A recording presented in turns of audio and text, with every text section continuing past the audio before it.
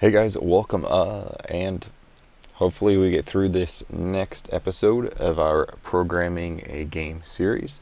Um, we might make a slight change of direction in terms of where this game is headed. Um, I've been kind of playing this game called Jetpack Joyride. It's a free-to-play game for Android and iOS, and it is a fantastic time killer. It's fun, it has a lot of challenges, stuff like that to keep you wanting to play, and at the same time, you don't have to spend actual money to really get anything. You can get everything just by playing the game. So, we don't really need to change anything, which is the beauty of changing it this early, but this is something I didn't do last time. Is set this as an orthographic camera, which I needed to, and then we can remove that unused import. And then we need to set up our camera, so cam dot, and it's set to ortho. And we're going to say Y down as false. Basically what this says is whether you want your origin to be in the bottom left or in the top left. False sets it to the bottom left. The viewport width, I'm trying to decide exactly the size I want to set it to. Because this gets fairly important when you're dealing with mobile games and different screen sizes. It's going to could be played on one phone that has a 800 by 400 resolution, or a phone that has a 1280 by 720 resolution, or even all the way up to a complete 1080i screen on a tablet or something like that. So, trying to decide how you want to play your viewport is kind of important. There are a couple ways to do it.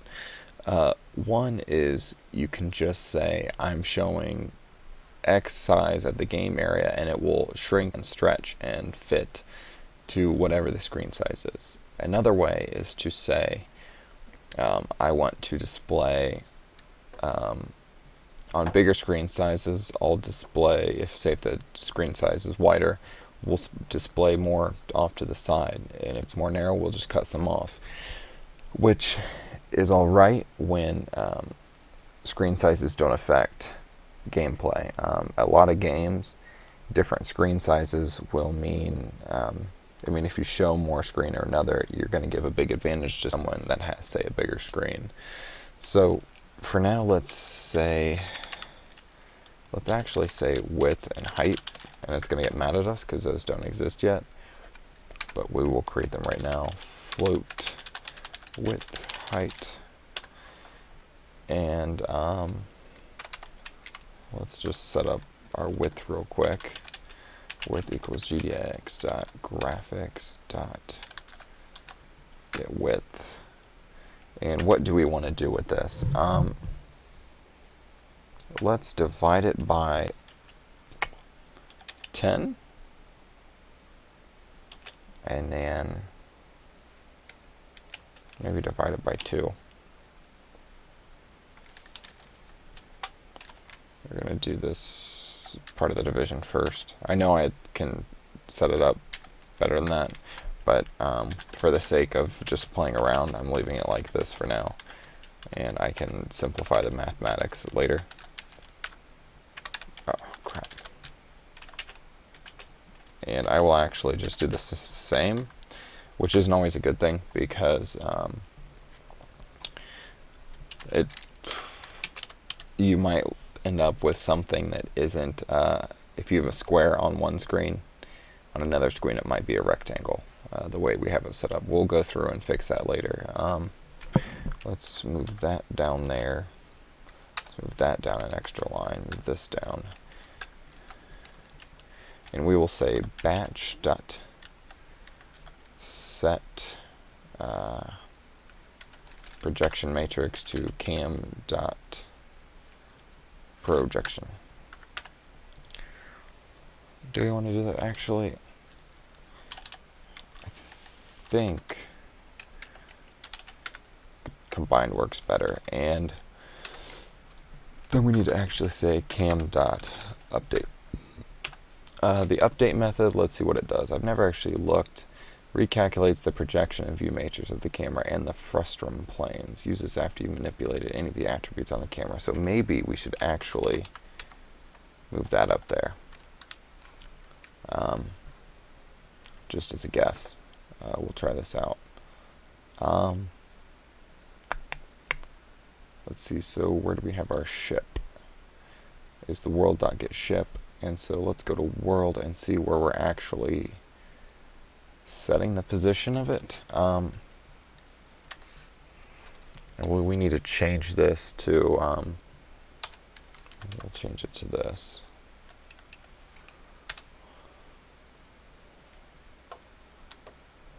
And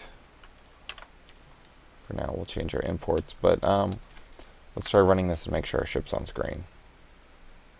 First off, alright, we get our splash screen. Click on play and you see a really big game sprite. Really big. And you're wondering, why is it so big? And it's because the image is 20 by 20 pixels, I believe. Yet we actually have it set up, our camera set up so that 20 pixels is a large portion of the screen. And so we'll fix this. Do we have a height and width? Yeah, so we have our height and our width. And this is actually how we'll do this. The sprite batch actually has a better draw method, or I shouldn't say better, but a method that takes more parameters, and so we can use that to say exactly what we want. Let's see. We're going to be dealing with rotation soon, so this is unfortunately probably the one we want, and it takes a whole lot of parameters. But we're going to say ship texture, ship dot get position dot x, ship, if I can spell, we're going to say 0, 0, width will be ship dot get width, ship dot get height, and we'll set the scale to 1 to keep it the same size. Rotation is ship dot get rotation. Source X will be 0, 0, and then ship texture dot get width, ship texture dot get height, false, and false. Alright, that is a whole lot of parameters. So let's actually break this down and look what we're telling the draw method. So first thing first is we have our ship texture, so we're telling it what to draw. Next we're telling it the X position, the Y position, and after the X and the Y it is, I believe, the origin X. So we can actually, we're telling it what position of the texture we want to be the origin, what it's based around. So we're setting it to 0, 0, so we're telling it to draw our X and Y. We're telling that 0, 0 on the sprite is what we want to set around. We have get width and get height, so we're actually telling it to only draw one, not pixel, but 1 unit according to the camera high and 1 unit wide. And that seems counterintuitive because it seems like we'd only be drawing 1 pixel by 1 pixel, because that's our width and our height are 1. We know that from where we're setting the parameters here. But it won't be, and we'll look at that. And then after that we have the scale. So if we keep it at 1, that means it's only going to multiply the width and the height by 1, so it'll keep it to scale. Ship.get rotation, of course, is just the rotation. And if we really wanted to, we could rotate it around the origin, which we will eventually, but not yet. If we have a sprite with multiple things, we can actually, with these next 4 parameters, we can tell it to actually, instead of drawing the whole sprite, we can tell it to draw a section of it. So if we wanted, we could pick out like the cockpit or something like that. But for this, we're going to do the whole thing, hence why from 0 to 0 all the way up to the width and height. And we don't want it flipped vertically or horizontally, so we keep those as false. So now if we run the same program, just changing the draw method, we're going to have our splash screen. And I might change it just so it goes straight to the game for testing's sake. But there it is, and it is a fairly normal size. And because of that, right now I don't like how I have this set up. 20 is basically what I'm doing.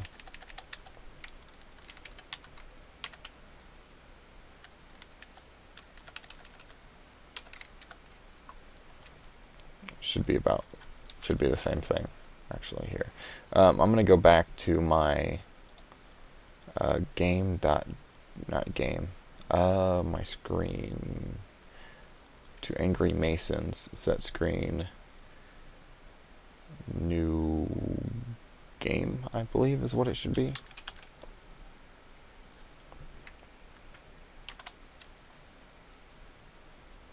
No. Wait, actually, what am I doing after in the main menu? When I click play,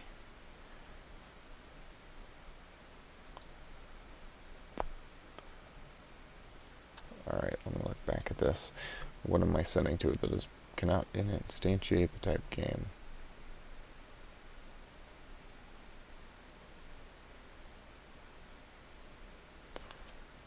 Okay, what am I doing wrong? All it takes is a game method. All I'm sending it is a game.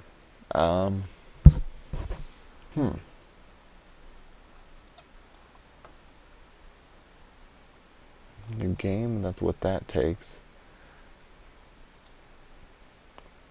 So what am I doing wrong? Let's look. Cast argument, new game, this to screen.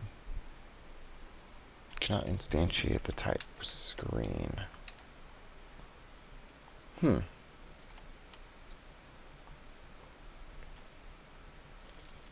Ah. That is why. I need to rechange this from game to something else, actually. Because it's the same name as another class. So it's conflicting it, so we can right click it and click rename and then change it to, say, game screen. I'm going to go through our code and hopefully change our stuff. Rename type to game screen. Alright, so we save that. We need to, apparently it didn't automatically change it for us like I was hoping it would have. But now we can just say game screen instead of game, and it won't conflict, because it was thinking, when we were calling it game, it was thinking we meant this type of game instead of our class game. So now that we have it set to that, let's double check everything works, but yes. And we have our sprite, and it's the same spot as before, meaning my math isn't totally awful yet. But we can go back to the render. And now we begin to kind of play around with how large we want everything to look. This isn't necessarily the correct way to do it, but we can just play around with it, and then when we get things running, we can do it the right way. You see there, we've got it looking a little bit bigger, although it's kind of fuzzy.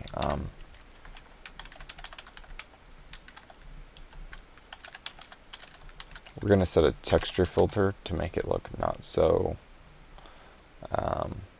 blurry. Can't remember if it's nearest or linear that looks the best.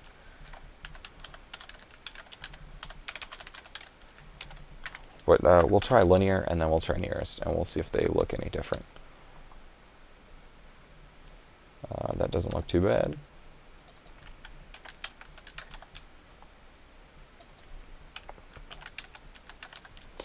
and we'll try this one. See how it looks. Looks a little pixely to me, so I'm gonna keep that to linear. It's not necessarily the best, but for our purposes it serves it. If you want to go through and play around, if you just are in here and do texture filter dot, it'll tell you the options you have. So you have mipmap, linear, mipmap linear nearest, and I think one of the mipmaps is actually pretty good for what we need, but this works well for now. And we can try this and see exactly how large we want things to be.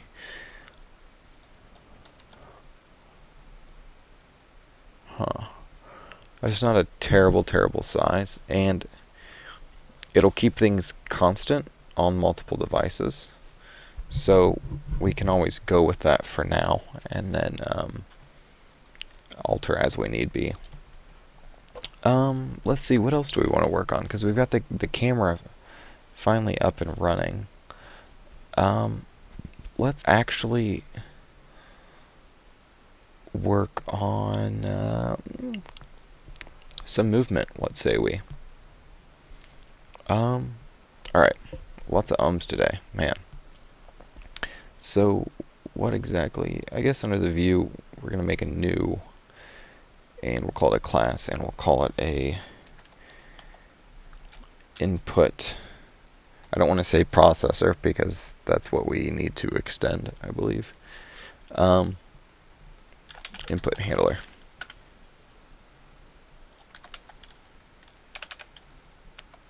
I think it's implements input processor. Import it. And it has methods that we need to implement. So add those. Alright. Perfect, actually. And we'll say public input handler. And the way I'm going to do this is also going to have access world to the world, and that being so that we have access to the ship, so we can use this class to control the ship. So we've got our world, and let's say on down switch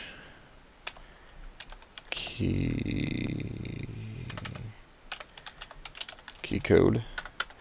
And if you aren't familiar with switch and key switch statements, I highly recommend you become familiar with those because they're very handy. Case keys dot w break case keys dot down is s break. Oh, we need a colon there, semicolon. Sorry. Case keys dot a. And we're just setting up a brief skeleton for this. Keys dot d. And if you aren't familiar with what these keys are the keys to usually control things in games. So we have WASD, so we have up, down, left, right. And we can say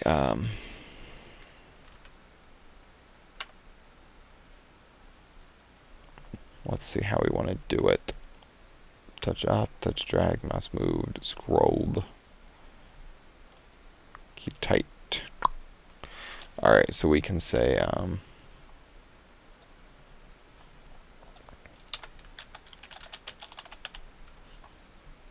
this probably isn't the most efficient way to do this, but we'll change for performance as we get things working.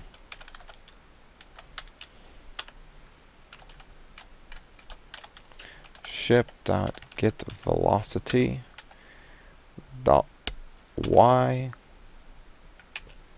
equals 1. Ship dot get velocity dot y equals -1. And hopefully you can see what we're doing here.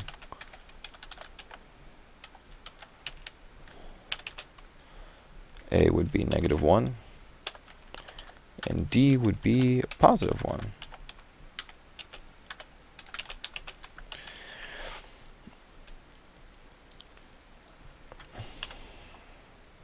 And we need to return true.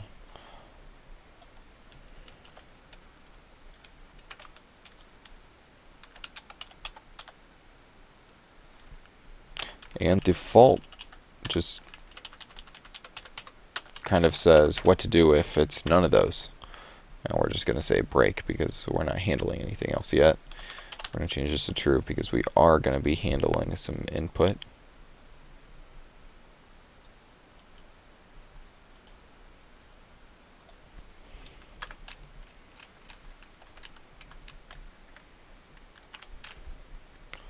The way I have this set up, I'm thinking it could end up biting me in the butt later. We'll see and make sure that it doesn't. But if it does, well, we can always change it. Let's see, we've got ship.update. Now we need to go to our update and say ship dot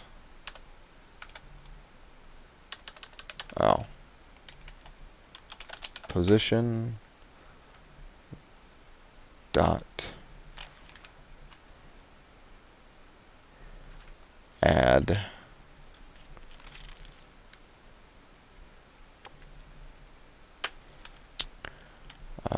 velocity dot temp times gx dot get delta time times speed.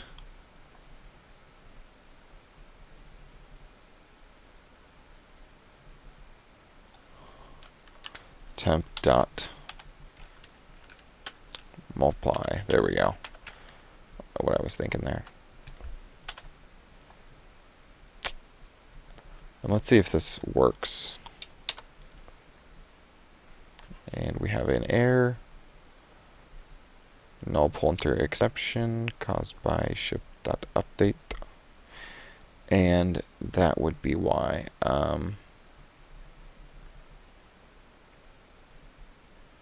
World Java 22. Game screen. Alright. And it's actually because I believe. Let's go see if we can go up into the super method. Let's open that one.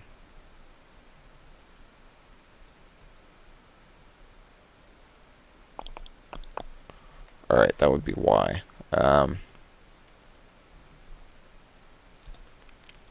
Where's our velocity? So, velocity equals new.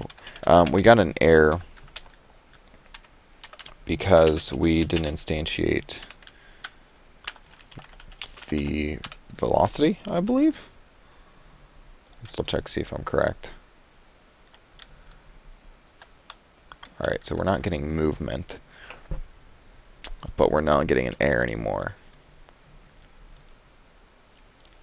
Alright, let's, and it would be because I didn't do this. GDX dot input dot set to a new input handler, and we of course have to send it this, and that should now maybe work. And look at that. Like I said though, the thing does have issues the way I have it set up. However, we're on the first step to getting some movement going. Now let's see how we can change this input handler. I'm sure there's plenty of ways that we can get this working. Let's actually say if ship.get velocity equals w would make it equal 1. So yeah, we'll say that. We actually need to say .y. Must not be awake today because I am making loads of mistakes. It's unfortunate. Sorry about that. Another negative sign there. And actually, well, I guess I can copy it, but the negative one would be here. Change that to an x. Change that to a positive. Change that to an x. Save it, and let's see if we get the desired effect. And we do. We no longer have the stuttering. Okay. But we have another error, and that is we can take our ship completely out of the screen, which isn't necessarily what we want. We have two things we can change first. We can change the rotation, and let's actually change that first because that's fun to play with. Rotation equals velocity dot angle.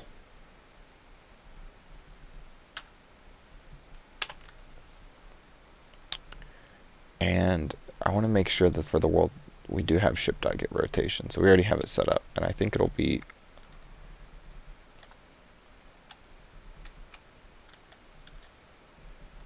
alright, so it needs to be minus 90, I think. I don't exactly know why it does that, but and now look, whichever way we go, our ship is facing that direction. Boom.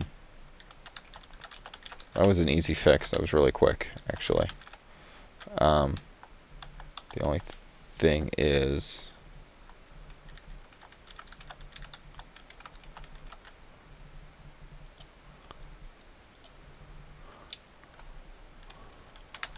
let's only set it to change if our ship's moving. So it's moving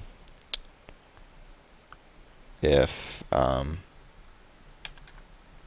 velocity dot x does not equal 0, or velocity dot y does not equal 0. Some formatting going. Alright, let's see if that.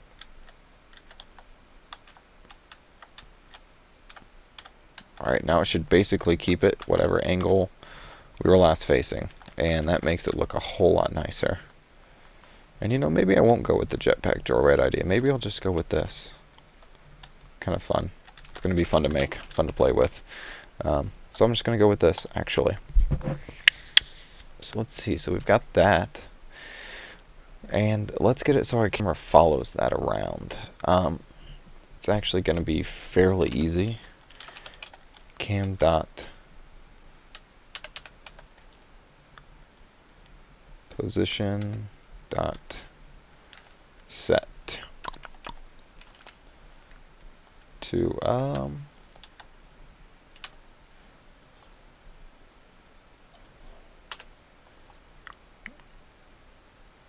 let's do it here. Cam dot position dot set ship dot get position dot x ship dot get position dot y. 0 is what it should be, I think, and we need to call two things here. Cam dot update, and we need to reset the projection matrix. Let me make sure.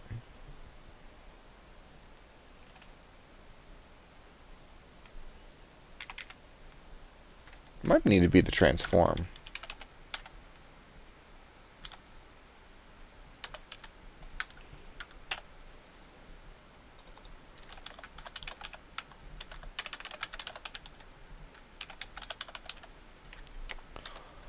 Let's see if this works. It should basically appear as though... Well, that doesn't really work now, does it?